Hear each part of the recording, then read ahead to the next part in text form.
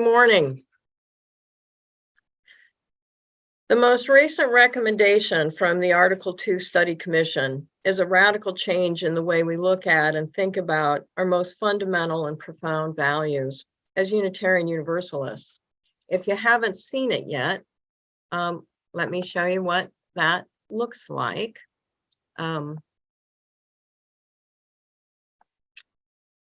Let's see here. It looks like this. It is a change from a simple list of principles and sources with plenty of room for each of our complex interpretations to a dynamic statement of faith that centers love among our shared ideals. Love is the teaching of this church, or some variation is said every Sunday in many UU congregations around the world. Love is the teaching of this church. How do we know? I'm sorry. We say it, but what does it mean when we say it? What does it look like when we do it? How do we know whether we've learned it? I've been contemplating these questions and ones like them for quite some time. Let's say that relationship happens in the space between two people, that threshold that separates you from me.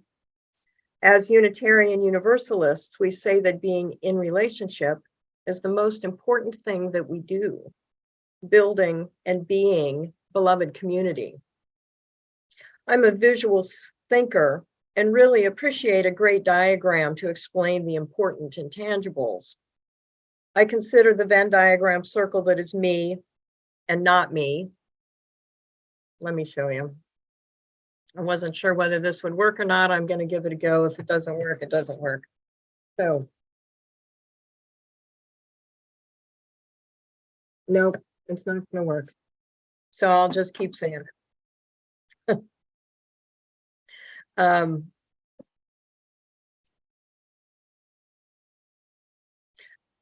So I consider the Venn diagram circle that is me and not me, and the Venn diagram circle that is you and not you, and the sacred thing that happens when we congregate and collaborate, develop and differentiate, live and grow and die in the space between us.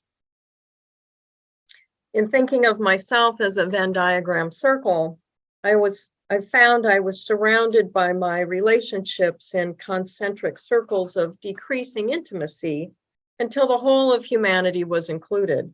A bullseye, you can imagine, with me in the center.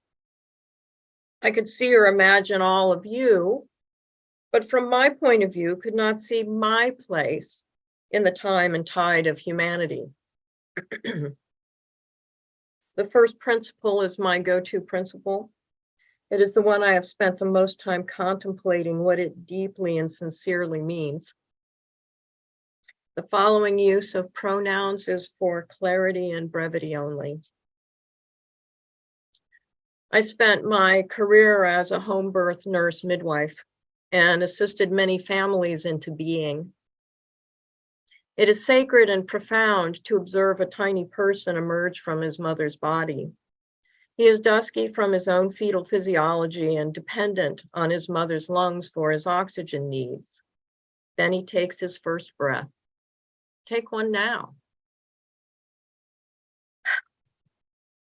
Imagine, if you will, the tiny grape clusters of alveoli in your lungs, compressed, compact, and even glued together until the tiny person that was you was ready to take that first breath.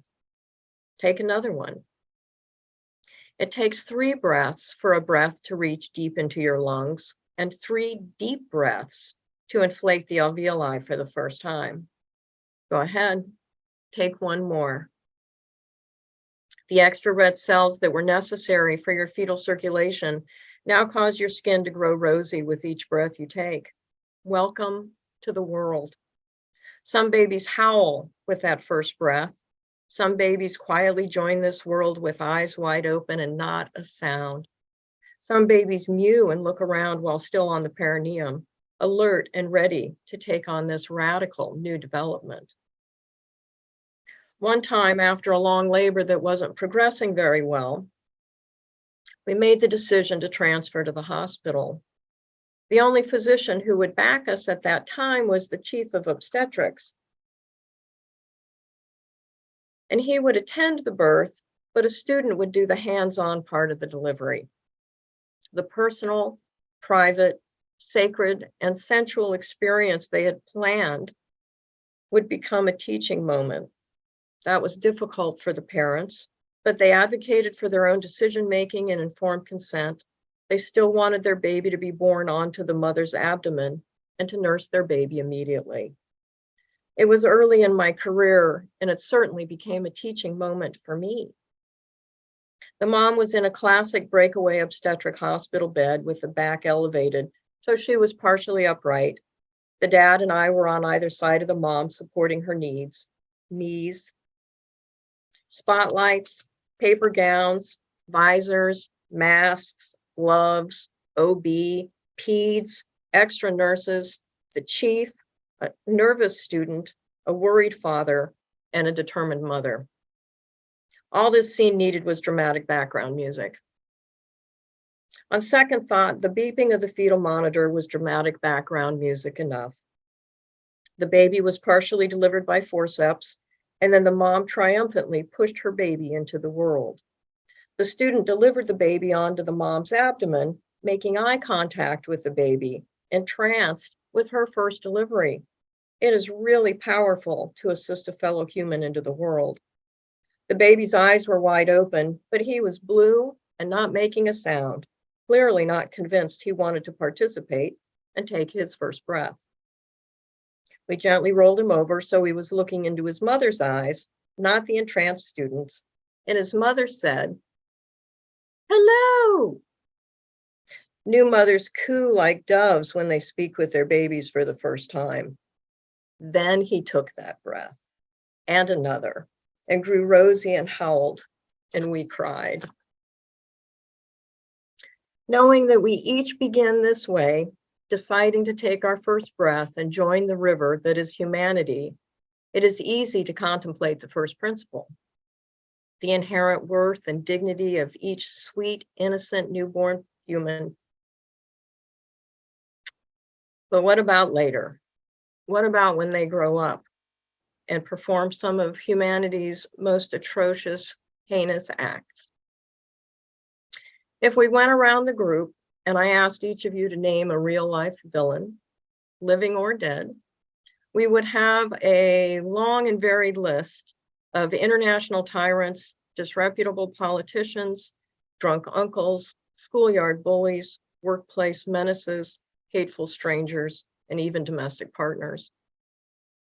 It is easy to find people whose behavior disgusts and repels us, or even requires that we seek the highest level of legal accountability.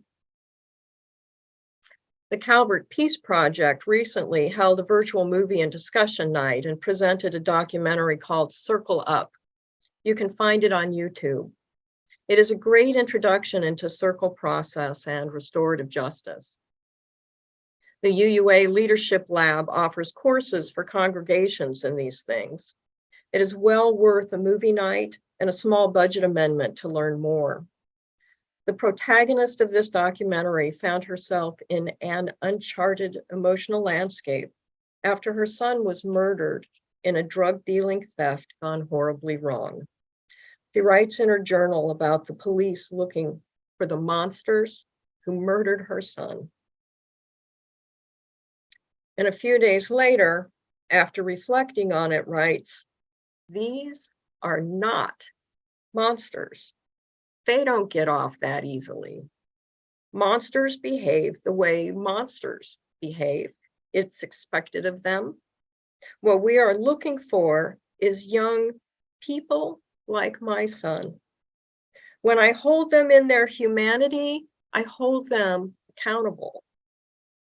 She had this hard realization about each person's inherent worth and dignity, she reports in the movie, that is empowering for her and for the people involved in circle restorative justice processes.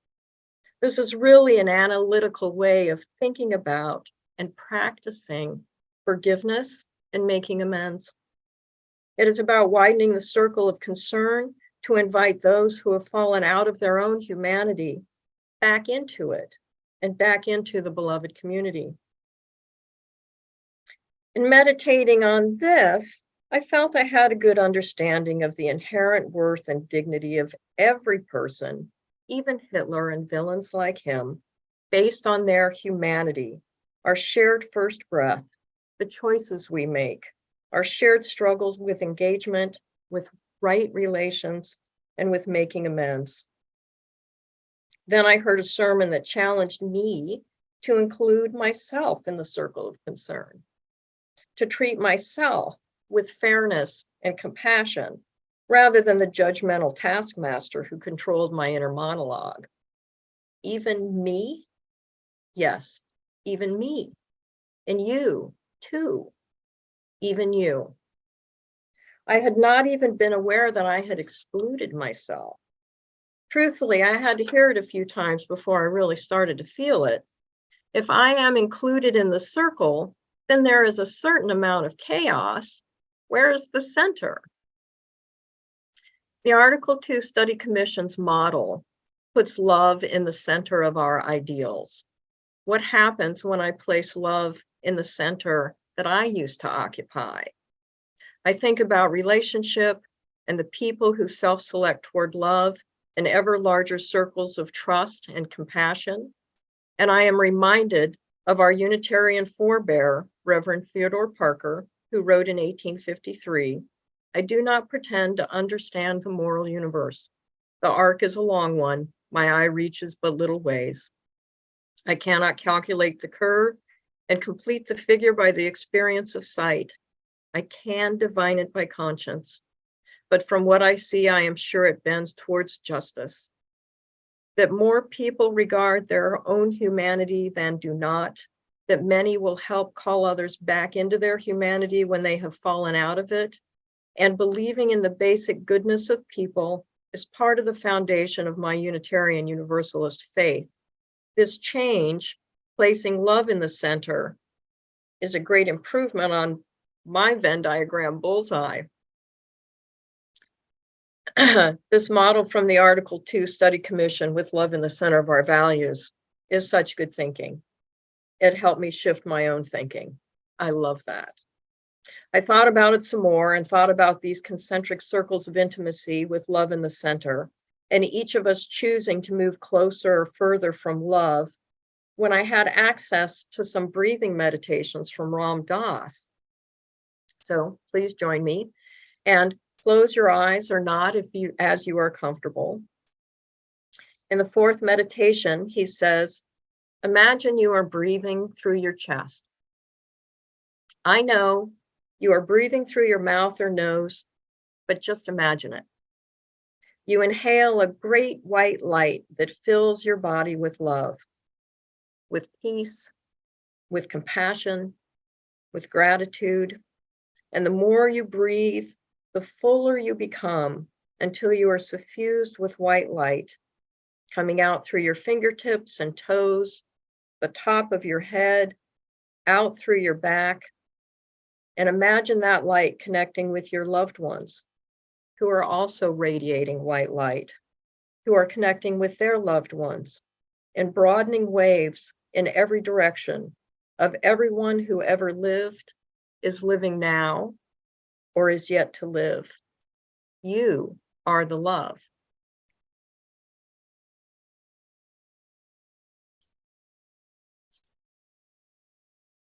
Wow. I am the love.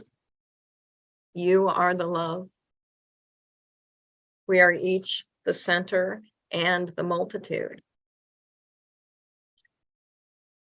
This leaves us each with the responsibility to act every day with compassion and commitment to all of our shared values. If you are not certain, ask yourself whether love is in the center. Take those 3 holy breaths deep into yourself and remember you are the love. Consider educating yourself and your congregation about circle process and restorative justice. Remember, Unitarian Universalism is a faith of action, not belief. You will not need to look very far to find the action that needs doing and that you are most suited to do. The space between our multiplicity of Venn circles and the sacred thing that happens when we congregate and collaborate, develop and differentiate, live and grow and die is the beloved community. Welcome to the world. Thank you.